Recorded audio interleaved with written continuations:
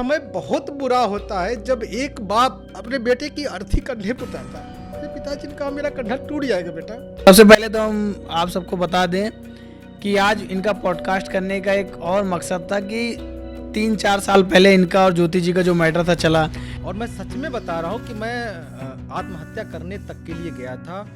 मेरे घर के बगल में सूबेदारगंज स्टेशन है, मैं उस रेलवे पटरी तक गया था। हेलो नमस्कार, आप देख रहे हैं द अभिजीत शो और आज हमारे साथ मौजूद हैं प्रयागराज के बहुचर्चित फेस, जिनको आप सभी लोग सोशल मीडिया पे किसी न किसी प्लेटफॉर्म पे देखे ही होंगे और पिछले कई वर्षों से सुर्खियों में बने हुए हैं।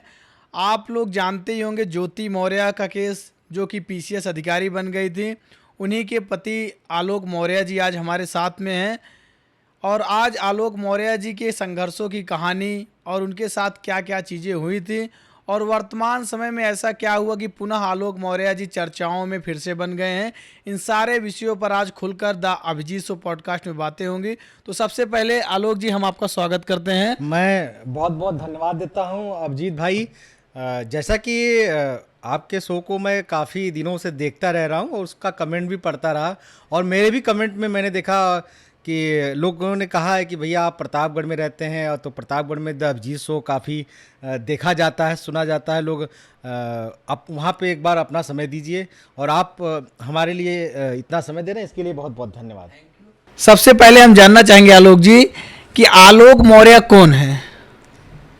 देखिए, आलोक मौर्य, मैं बताना चाहता हूँ अपने बारे में। मैं एक पंचायत कर्मी हूँ और इस समय मैं वर्तमान समय में आपके प्रतापगढ़ में ही हूँ, पोस्टेड हूँ, और मैं माननीय प्रधानमंत्री जी के स्वच्छ भारत मिशन को, जो कि उनका एक ड्रीम है, हमारे भारत को स्वच्छ बनाना चाहते हैं, उसमें मैं बहुत बड़ा योगदान दे रहा हूँ, अपनी पूरी टीम के साथ दे रहा हूँ, जिसमें मैं अपने आदरणीय डीपीआरओ साहब का धन्यवाद देना चाहता हूँ। वो हमारे साथ अपनी टीम लगाए रहते हैं हमेशा, और हम लोग पूरे प्रतापगढ़ को स्वच्छ बनाने के ओर अग्रसर हैं। मैं इस प्रतापगढ़ की धरती के, प्रतापगढ़ के लोगों को प्रणाम करता हूं, नमस्कार करता हूं। जैसा कि हमारा प्रतापगढ़ जाना जाता है एनर्जी बूस्टर के लिए, यहाँ के लोग भी बहुत एनर्जी बूस्ट फुल होते हैं, और मैं यहाँ के बारे में बताना चाहता हूँ, जहाँ क्योंकि आपका चैनल उत्तर प्रदेश में ही नहीं बाहर तक भी देखा जाता है अभिजीत भाई। तो यहाँ के लोग आंवला की तारीफ़ करते हैं। मैं कहीं भी जाता हूँ तो लोग कहते हैं भैया आप प्रतापगढ़ से आ रहे हैं, तो आंवला का कुछ भी हो, अचार हो, मुरब्बा हो, ले आइए। तो मेरा यहाँ का जो आंवले की खेती होती है, इसके नाम से हमारा प्रतापगढ़ जाना जाता है। तो यहाँ के किसानों को मैं नमन करता हूँ, और आगे यहाँ पे रह के मैं सेवा कर रहा हूँ। और जैसा कि आप लोग आजकल देख रहे हैं कि काफ़ी मैं चर्चाओं में हूँ, तो मेरा इस समय चर्चा एक राजनीतिक रूप में लोग मुझे देखना चाहते हैं। और अभिजीत भाई, मैं आपको ये चीज़ बताना भी चाहता हूँ कि अभी हम राजनीतिक विषयों पे भी आएंगे। अभी पहले मेरे कुछ सवाल हैं कि मतलब आपने कभी ऐसे सोचा था कि आपकी जो निजी जीवन है, पति पत्नी का जो जीवन होता है वो बहुत निजी होता है, प्राइवेट जीवन होता है, लेकिन कभी अब ऐसा आपने सोचा था कि हमारा जीवन जो है, दाम्पत्य जीवन, एक दिन पूरे देश की हेडलाइन बन जाएगा? नहीं भैया, ये तो अभिजीत भाई आप बिल्कुल सही कह रहे हैं कि मैंने कभी नहीं सोचा था कि मेरी ज़िंदगी में इतना उतार चढ़ाव आएगा, और बहुत ज़्यादा मेरी ज़िंदगी में उतार चढ़ाव आया, लेकिन मैंने अपने आप को बहुत धैर्य रखा। मैं तो आपको बताना चाहूँगा आपके चैनल के माध्यम से कि मैं उस दौर से भी गुजरा हूँ जहाँ लोग फांसी के फंदे पर लटक जाते हैं। मैं उस अपने पिछले दौर को याद नहीं करना चाहता हूँ, क्योंकि मेरी आंखें भर जाती हैं। नहीं, ये बताइए, जैसे ज्योति मौर्य जी, जब आपकी शादी हुई तो उससे पहले एसडीएम थी या बाद में बनी? नहीं, आपके बारे पूरा सभी लोग जानते भी हैं, मैं उस पर बहुत ज़्यादा बताना भी। वो जब हम लोगों के साथ, मैं अपने बारे में बता देता हूँ। 2009 में मैं आपके प्रतापगढ़ में पोस्टेड हुआ पंचायती राज विभाग में, और सेवा दे रहा हूँ, आज भी वहीं पे हूँ। और 2010 में मेरी शादी हुई। 2010 में मेरी शादी हुई, बहुत अच्छा सुखद, एक कहते हैं जो पारिवारिक जीवन होता है वो हुआ। और मैं अपनी पत्नी के साथ इलाहाबाद में रहता था, जैसा कि आपके प्रतापगढ़ में भी रहता था, और इलाहाबाद से आता जाता रहता था। तो ऐसे मैच के तो पत्नी ने पढ़ाई किया और आगे बढ़ी। देखिए, पढ़ाई किसी को, जैसे लोग कहते हैं कि आपने बना दिया, एक सहयोग होता है अभिजीत भाई। आदमी सहयोग कर सकता है, बाकी जो टैलेंट रहेगा वो बनेगा। आप एक मार्गदर्शक बन सकते हो, रास्ता दिखा सकते हो। जैसा कि लोग आजकल लड़कियां शादी क्यों नहीं कर रही हैं जल्दी? सबसे बड़ा मामला ये होता है कि शादी के बाद वो सोचती है कि ज़िंदगी खत्म हो जाएगा, इसीलिए रिश्ते टूट रहे हैं। रोज़ के रोज़ आप इस समय मैं तो कोर्ट कचहरी सबके दरवाजे खटखटा। नहीं, आप कह रहे हैं कि रिश्ते जो हैं इस टाइम टूट रहे हैं, तो रिश्ते टूटने की वजह क्या, अगर आप कुछ बताना चाहें? हाँ, बताना चाहूंगा, समय नहीं है किसी के पास। समय सबसे बड़ी बाधा है। समय नहीं है, लोग पैसे के पीछे भाग रहे हैं, जो कि एक समय में समझ में आता है कि पैसा सब कुछ है। मैं मानता हूँ पैसा बहुत कुछ है। प्रेम सब कुछ है या पैसा? नहीं, पैसा सब कुछ नहीं है, सब प्रेम सब कुछ है, लेकिन पैसा भी कुछ है। पैसा जरूरी है, बिना पैसे के आप तो कुछ नहीं कर पाएंगे। बिना पैसे के आप बाहर चाय भी नहीं आपको मिलेगी, कुछ भी नहीं मिल सकता है। पैसा है लेकिन सब कुछ नहीं है। क्योंकि देखिए आपके केस में आपकी जो धर्मपत्नी जी थी वो पीसीएस अधिकारी थी, आप भी जॉब कर रहे हैं, तो पैसे का कहीं उसमें लेना देना कुछ था ही नहीं। तो प्रेम वर्तमान समय में भी देखा जा रहा है, हाई कोर्ट में भी देखते हैं हम लोग, हर जगहों पे देखते हैं, आजकल रिश्ते चल नहीं रहे हैं, टूट जाते हैं। तो इसकी सबसे बड़ी वजह आप समय बता रहे हैं। बस समय, आदमी एक दूसरे को समय नहीं देना चाहता है। आजकल देख रहे हैं जैसा कि लोग सोच रहे हैं कि पति नौकरी पा गया तो पत्नी भी नौकरी वाली आ जाए, वो भी नौकरी पा जा रही हैं, दोनों लोग जब भाई देखिए जब दोनों लोग क्षेत्र में जाएंगे तो समय कम लेगा, ठीक है। उसके बाद भी घर पे आने के बाद लोग आजकल ऑफिस का वर्क कुछ ज़्यादा ही है, जैसा कि वहाँ से आने के बाद भी लोग टेंशन में रहते हैं, परिवार जो समय नहीं दे पाएंगे, जब समय नहीं देंगे तो रिश्ते में खटास होगी। आजकल का जो यूथ है, युवा है, आप उनको मतलब अगर एक रिलेशनशिप की एडवाइस देना चाहेंगे कि एक शब्दों में क्या कहना चाहेंगे? मैं एक शब्दों में कहना चाहूँगा कि देखिए हमारा भारत, हमारे माननीय प्रधानमंत्री जी का बहुत बड़ा लक्ष्य है 2047 तक जो है एक विकसित भारत बनाना है। उसमें हमारे युवाओं को आगे आना पड़ेगा। और अच्छी बात है हमारी बहनें भी नौकरी करें, हमारे भाई भी नौकरी करें, लेकिन उसके बाद भी जब जैसे आप ऑफिस से आगे चाहे, और ये भी मैं बताना चाहता हूँ कि लोग एकदम सरकारी नौकरी के पीछे पड़े हुए हैं, कोशिश करिए आप पढ़ाई करिए, पढ़ाई कभी व्यर्थ नहीं जाती है। अभिजीत भाई मैं बता दूं आपको, ज्ञान हमेशा आपके काम आएगा। आप बिजनेस भी कर सकते हैं, सब कुछ कर सकते हैं।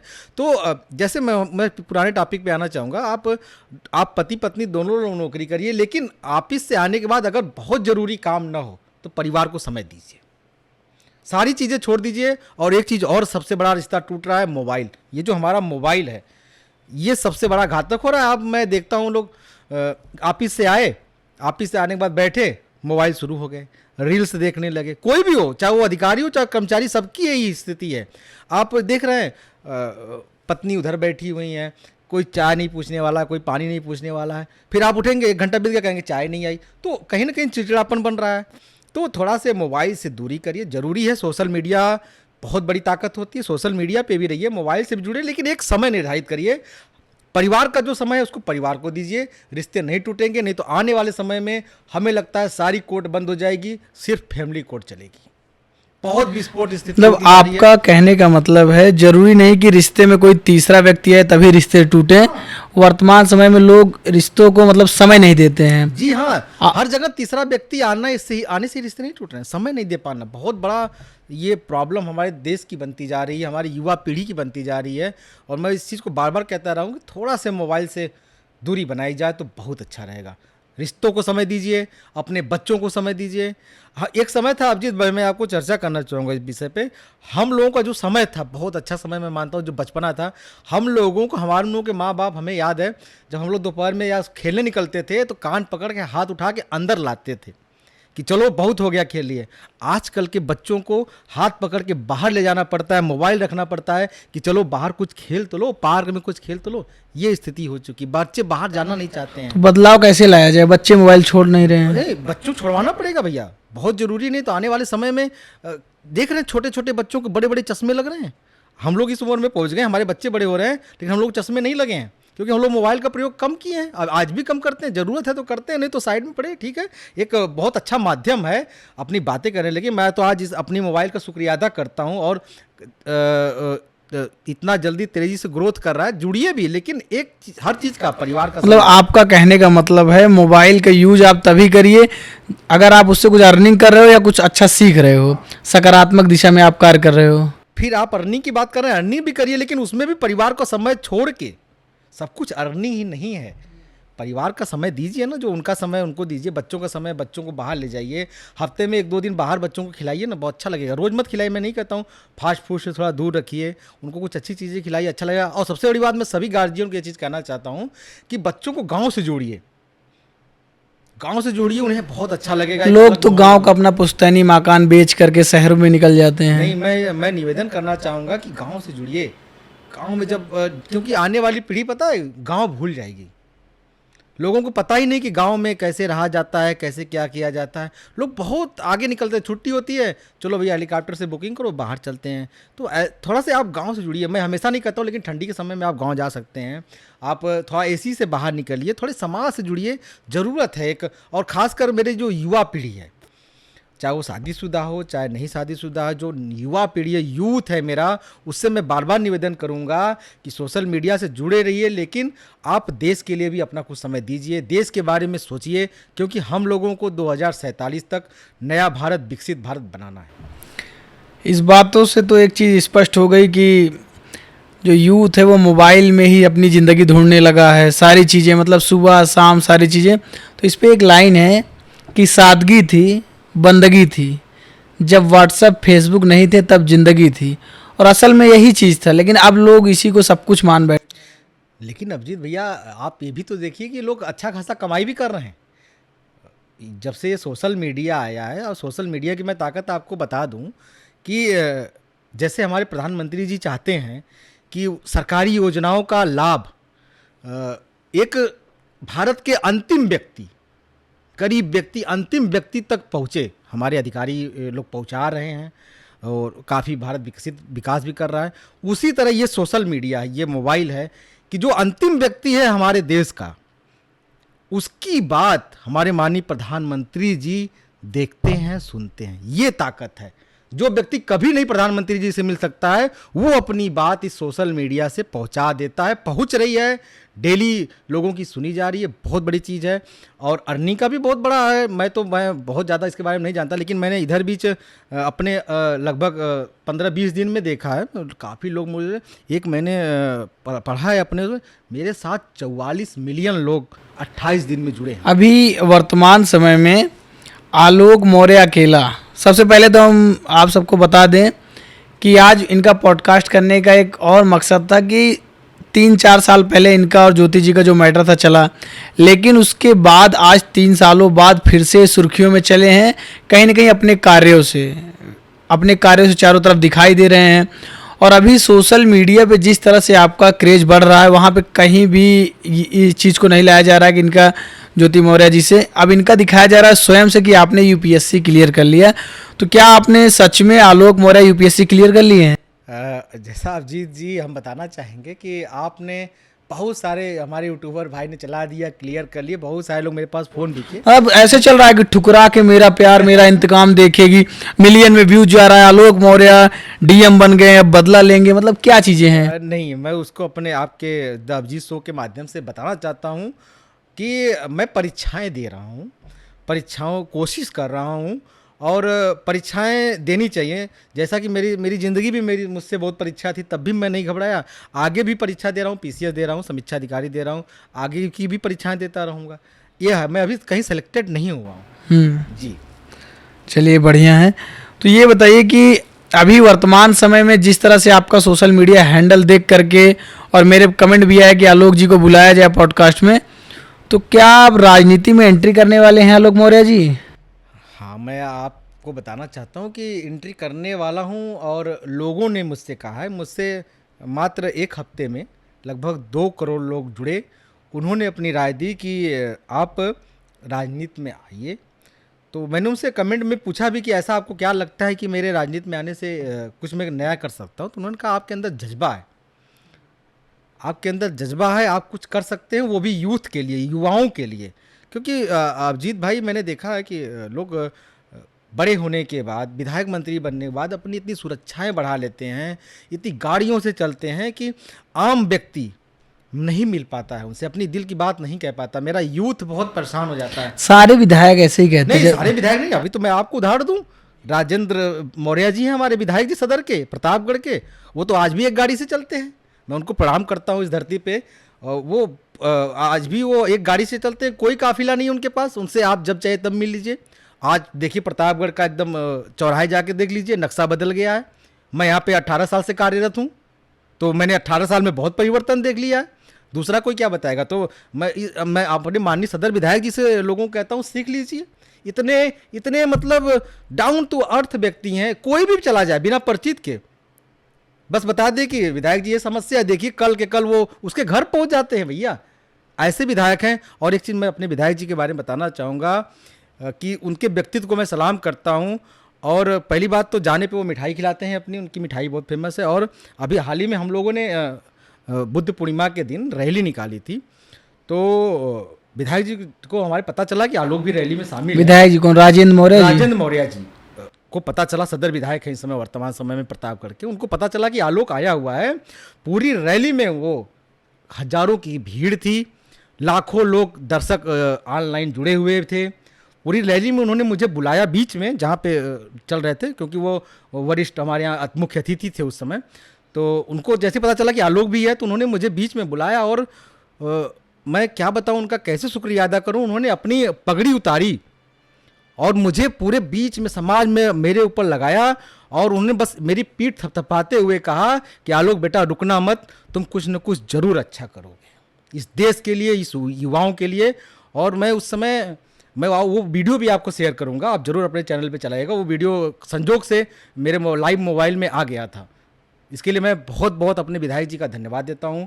और माननीय विधायक जी हमारे प्रतापगढ़ को बहुत आगे बढ़ा रहे हैं। आलोक जी, हमको ये बताइए आप कि आपको क्या लगता है कि आज का जो सिस्टम है, आज का जो समय है, उसमें एक सामान्य से परिवार से निकले हुए लड़के को राजनीति में टिकट मिल सकता है?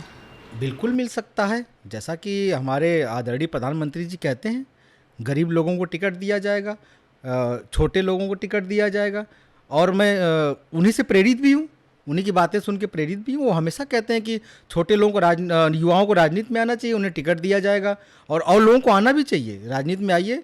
बिल्कुल प्रधानमंत्री जी कहते हैं सब युवाओं के साथ हैं, वो युवाओं की बात सुनते हैं, उनके मन की बात सुनते हैं, अपने मन की बात कहते हैं। तो क्या आलोक मौर्य राजनीति में भारतीय जनता पार्टी के माध्यम से एंट्री करेंगे?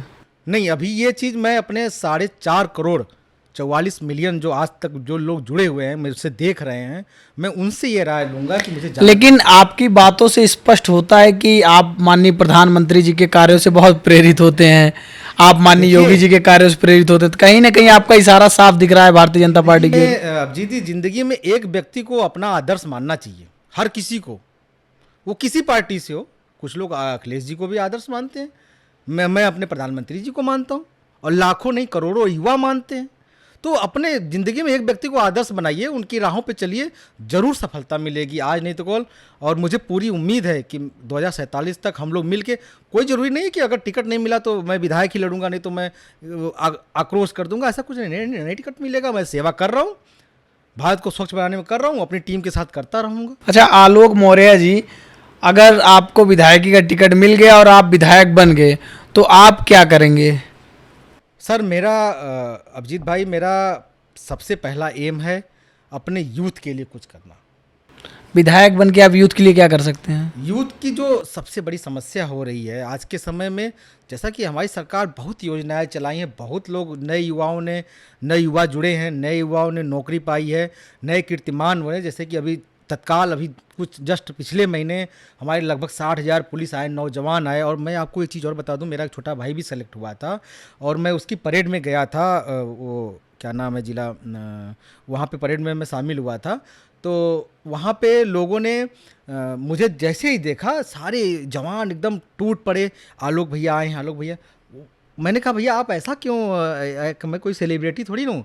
तो उन्होंने कहा आलोक भैया हम लोग आपसे सीख लेते हैं कि ज़िंदगी में उतार चढ़ाव चलता रहता है, कभी अपने आप को ख़त्म नहीं करना चाहिए। और मैं आज भी आपके चैनल के माध्यम से कह रहा हूँ कि इस युवाओं को कभी भी अपने आप को मत ख़त्म करिए। अगर आपको लगता है कि ज़िंदगी में बहुत उतार चढ़ाव, कभी कभी कोई अपने माँ के लिए मर जाता है, कोई अपने पिता के लिए मर जाता है, कोई बेरोजगारी के लिए मर जा रहा है, तो कोई पत्नी के लिए मर जा रहा है। ठीक है, समस्याएँ आती हैं, उसका सामना करिए, डट के रहिए। और आपको लगता है कि अब नहीं जीना चाहिए तो आगे का जीवन देश के नाम कर दीजिए, मैंने जैसे कर दिया है।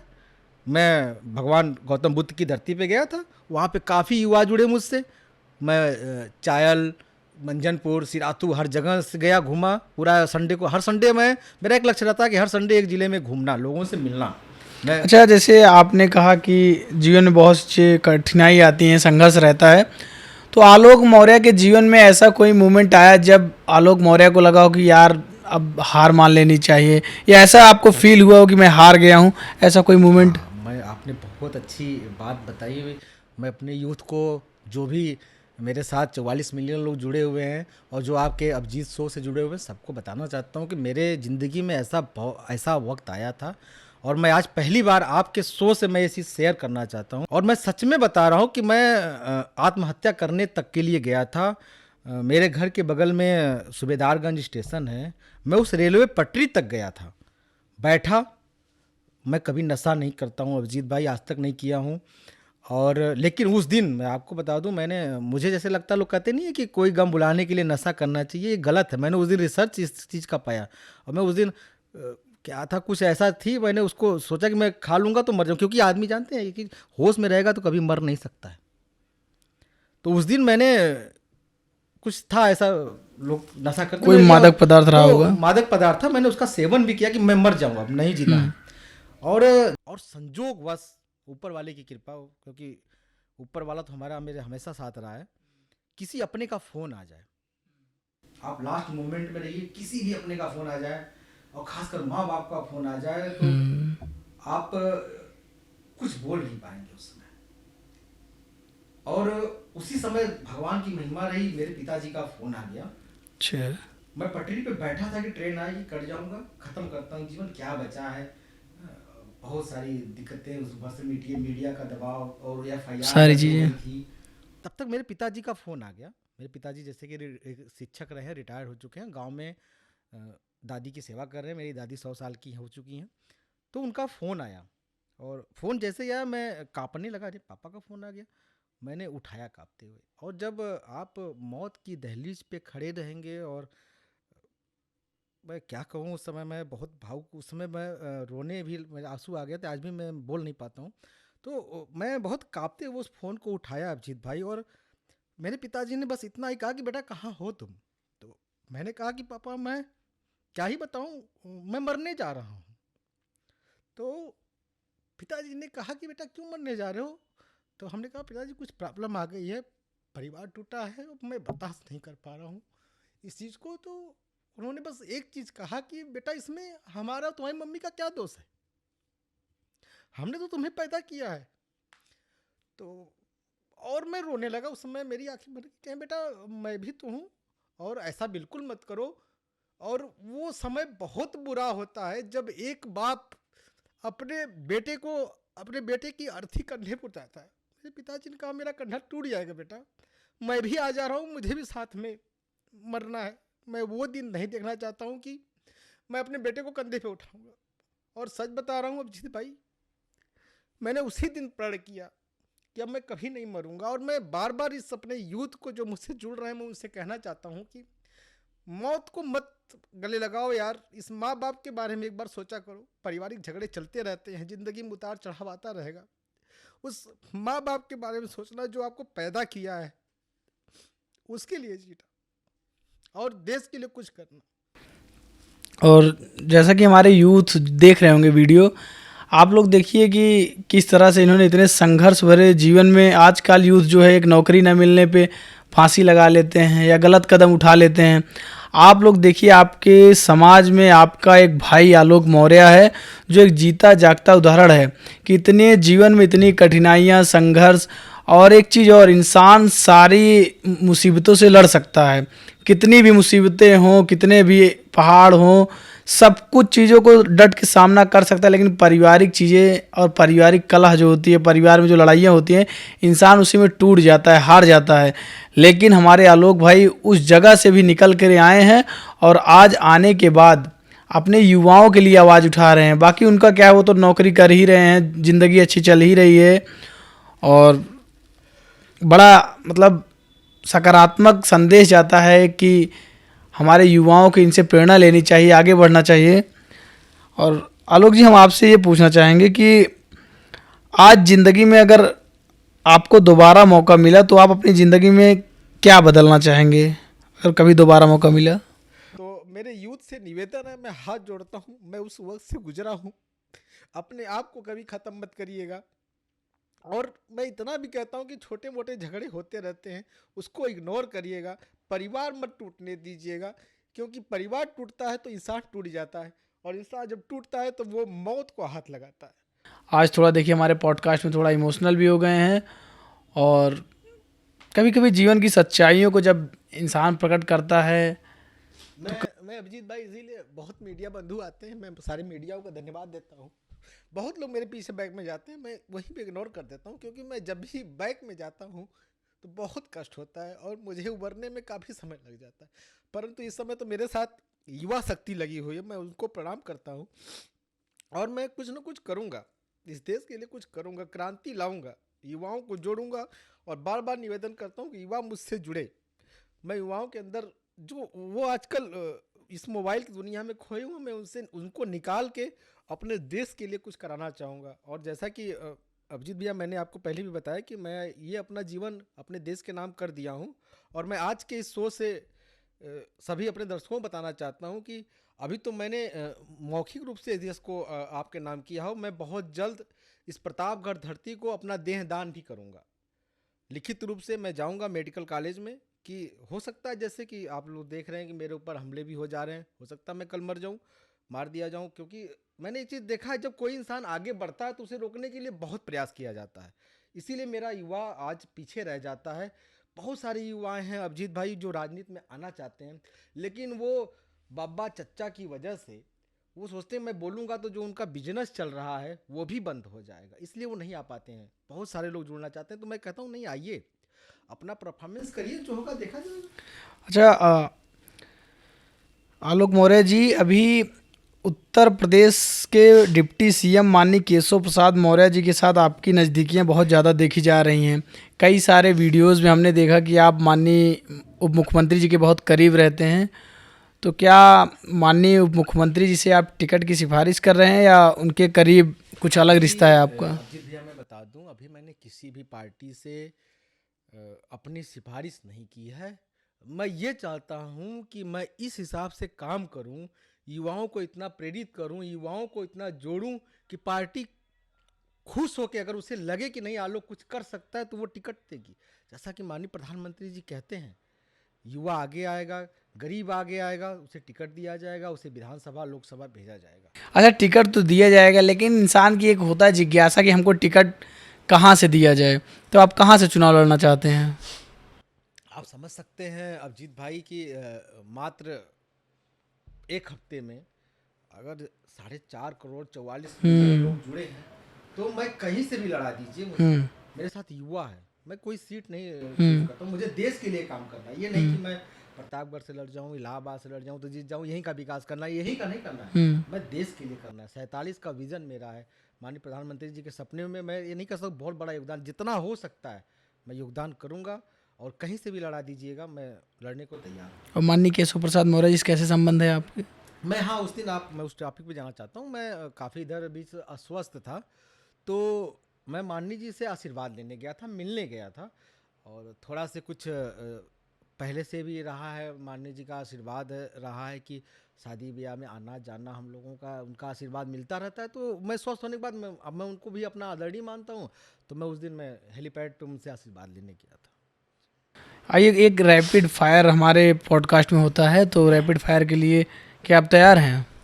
आपको हाँ और ना में जवाब देना है जी। मतलब एक शब्दों में जवाब देना है। रैपिड फायर स्टार्ट करते हैं। सबसे पहला प्रश्न है हमारा, प्यार या करियर? पहले कैरियर। भरोसा या सफलता? सफलता। राजनीति या समाज सेवा? समाज सेवा। गुस्सा जल्दी आता है? आता है, लेकिन कंट्रोल करना चाहिए। सबसे ज़्यादा भरोसा किस पर? आदरणीय प्रधानमंत्री जी पर। जिंदगी का सबसे कठिन दिन? 2023। सबसे बड़ी ताकत? युवा शक्ति। सबसे बड़ा डर? मेरे अंदर डर है ही नहीं, खत्म हो चुका हूँ, युवाओं के लिए जीतना है।